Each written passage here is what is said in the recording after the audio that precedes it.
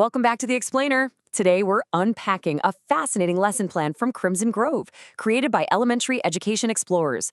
Now, at first glance, you might think we're just looking at a standard, run-of-the-mill phonics module for young learners.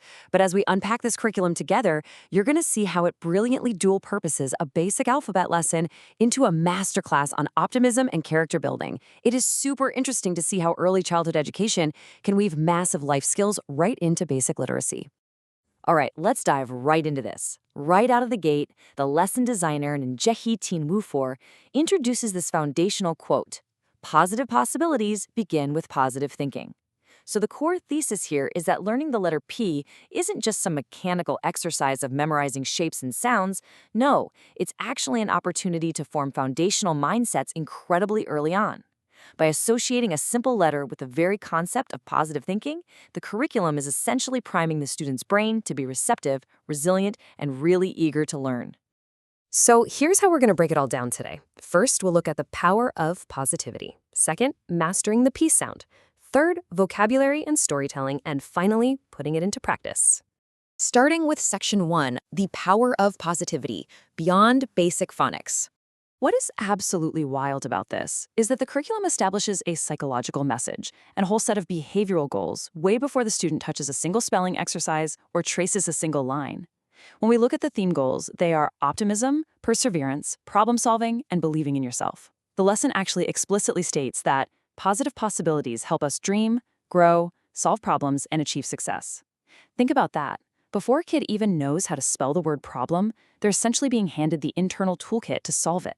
This isn't just about reading words on a page, It's about helping kids construct a framework for how they view challenges out in the real world. Moving on to Section 2, mastering the P sound, the building blocks. Now, while that mindset stuff is absolutely crucial, the mechanical foundation of reading still has to be built flawlessly. And the curriculum does this through a really cleanly mapped 5-step path. It's a structured approach that starts super broad with recognizing the letter P, funnels right down to the specific auditory P sound, expands back out to featured words, contextualizes those words into reading sentences, and then finally crystallizes all that knowledge through physical writing practice. It's just a beautifully complete, well-rounded learning cycle. Step 1 gives us the formal definition. It states exactly what P is, a consonant in the alphabet. But notice how it immediately anchors this kind of abstract concept of a consonant to incredibly familiar, kid-friendly visual ideas. A penguin, a panda.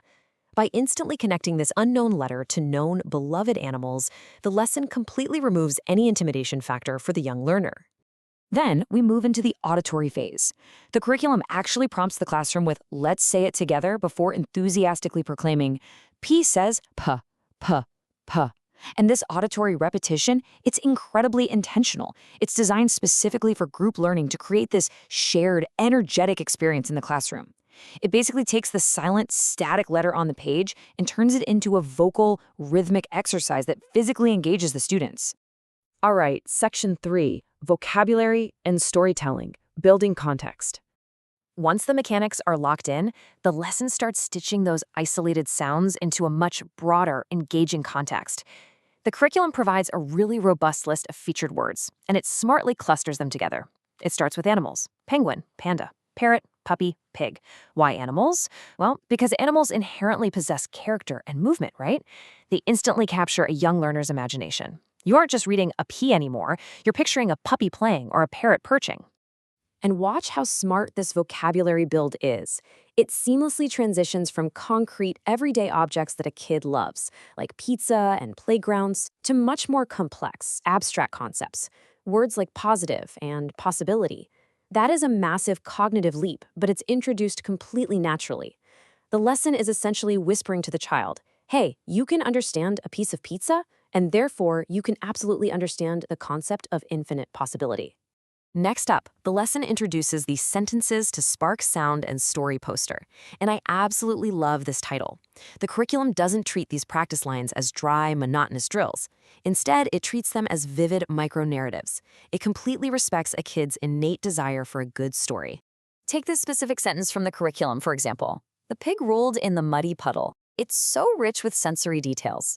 The P sound is front and center with pig and puddle, but it's the imagery of the mud that makes it sticky, pun totally intended, in the child's memory. It's fun, it's slightly messy, and it's perfectly tailored to a young child's sense of humor. And then we have this sentence: the children worked together to solve the puzzle. Now, the crucial takeaway here is how brilliantly this reinforces the lesson's underlying social emotional goals. While the child is technically just practicing the P sound and puzzle, they are simultaneously absorbing a narrative about collaboration, teamwork, and problem solving. The curriculum is just multitasking beautifully right here. Which leads us right into the second major encouragement quote from the lesson designer. Positive people create positive possibilities. We really see the curriculum constantly bridging the mechanical act of reading back to that core optimistic mindset.